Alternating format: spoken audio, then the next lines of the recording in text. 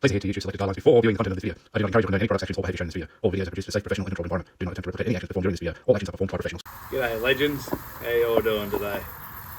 I'm Luke, and this is the Aussie Filter Barbecue Edition. Like all good Aussie barbies, you cannot cook without a beer in your hand. Tongs in one, beer in the other. That's how you cook a real barbecue in Australia.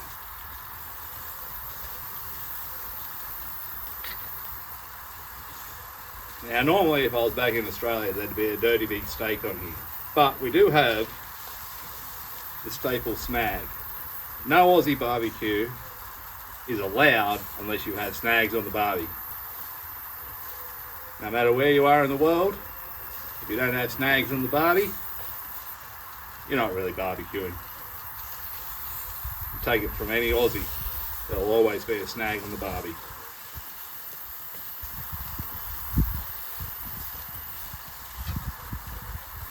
But today, well, I don't have a cigarette in my hand, do I? Because somebody... But again, come in here and light the cigarette.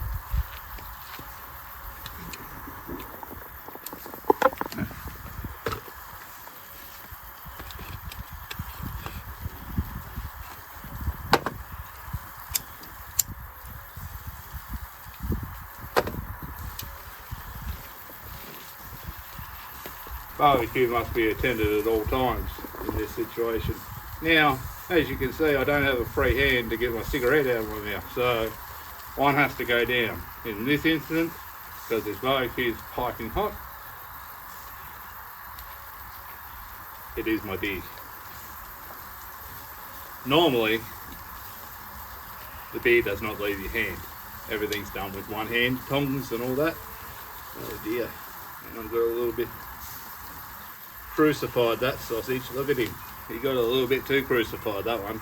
He's gone straight to hell, that one. But nevertheless, unless you burn a sausage on the barbie, you've never done any cooking in your life.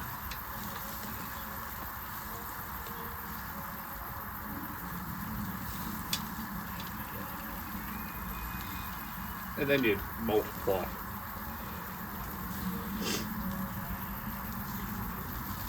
Another thing I want to talk about,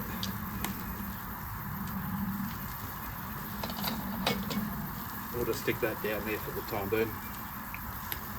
I want to talk about this thing. This in Australia is called a stubby holder. Now, this is pretty pathetic. Let me come a little bit closer and show you this. It's like, this barely could be called a stubby holder. This is the European version of the stubby holder. I'm pretty disappointed by it. Considering back home, I have a shed full of stubby holders that I've collected from all over the world, and all my travels, and just, you know, no Aussie shed is complete without at least a dozen different style stubby holders, if not 20, 30, 50 of them. Stupid me, when I moved here to Europe, I packed them all up in boxes and left them back in Australia, and then I got here and found out that they don't really use them over here, so I have all these great stubby holders back home, and now I'm using this green thing. But that's life. I have thought about calling my dad and getting him to send them over to me, but because I've moved a few times, I don't know where he's going to send them.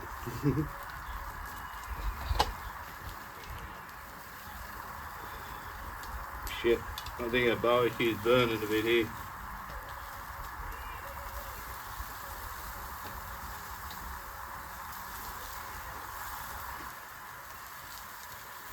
Oh yeah, that one's getting crucified too. I'll move him to the outside. Oh shit, the chicken's even going.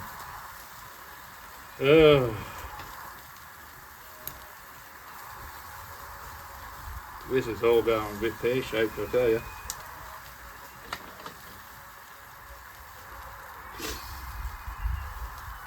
Now I want to talk about beer. Since in Romania I drink the local stuff. This is called Tubruk. Not a bad beer. Pretty nice drop. It's the closest to a lager that I found that's palatable to what I drank back home, which for me was always Tooheys New. I don't like bitters. I prefer a lager over any other type of beer or a draft. And we all have our favourite brands. But this one here, this is pretty good. I like it.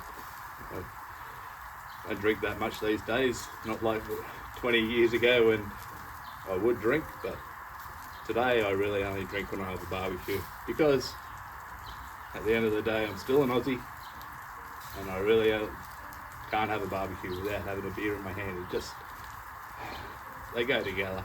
There's no such thing as a barbecue without a beer. Ask any Aussie, they'll tell you. I stole that off an Aussie on TikTok. That's his closing line. Ask any Aussie, they'll tell you. So, shout out to you, Croc.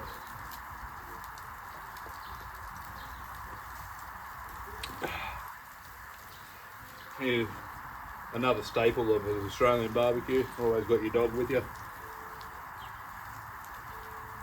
Always hunting around for something to fall off the barbecue. Bunch of bubs. Yeah. And the good thing about a barbecue like this, just throw your butts in the fire.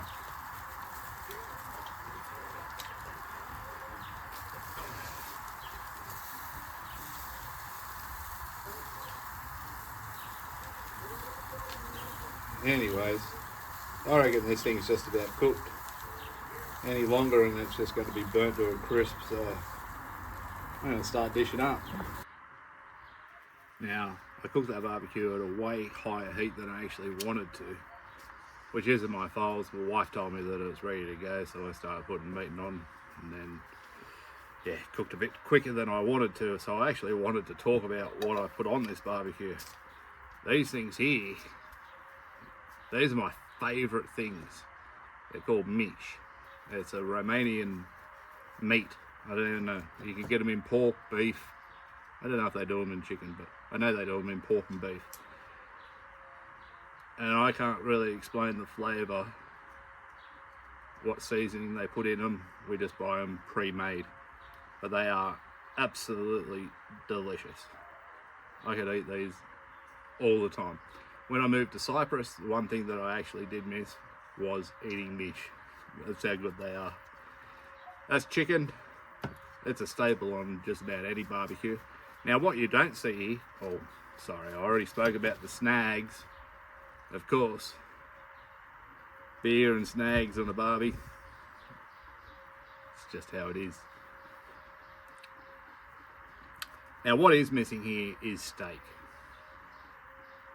You won't see any steak on a barbecue here. Well, occasionally, if I'm feeling very rich, I'll get a steak.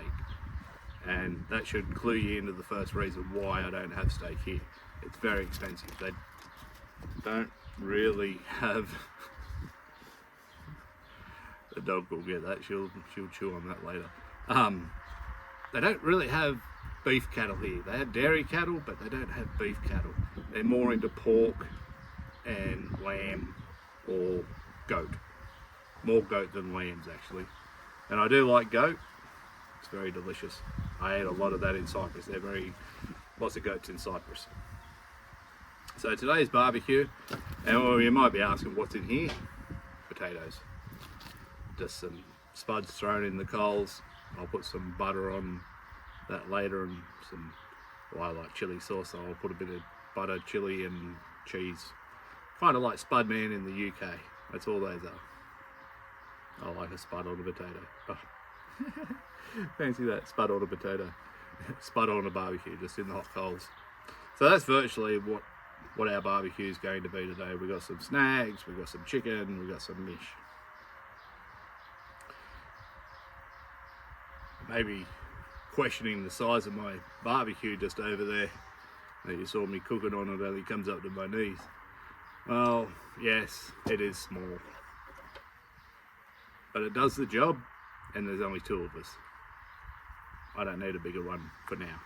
maybe in the future, who knows, there may be more people and I will have to have a bigger barbecue, but for the two of us, this is probably more food than we're going to eat for lunch anyway. Well, it's not probably, it's definitely, we're not going to eat all this. There'll be some leftovers here anyway. So why do you need a bigger barbecue? Just not necessary. Now this barbecue that we've done here is a bit different to how we do it in Australia. Most of the time in Australia, unless you're out camping, we do it with gas. But here we're doing it with charcoal, and that's taken something for me to learn because, like I said, most of the time, 99% of the time in Australia, we just cook on a gas barbecue.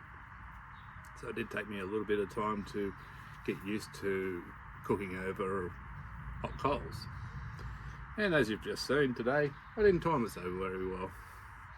Kind of was too hot, should have let it burn down a little bit more, but I do believe, we waited about an hour, I think, for it to get to that hot. So imagine how hot it used to be. Like normally back home, as soon as you put your hand over the pan or the barbecue plate, oh yeah, there's heat in there, you'd be able to adjust the heat. So there are some learning curves, and I don't always get it right, but hey, this looks pretty damn good. I'm looking forward to eating it.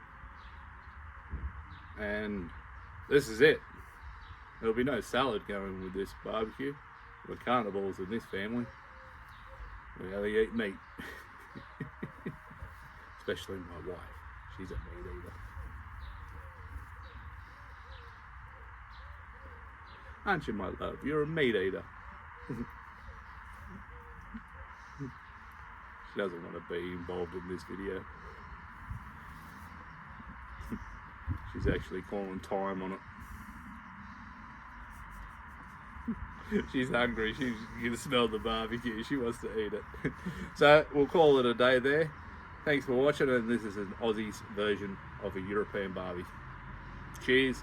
Catch you in the next one.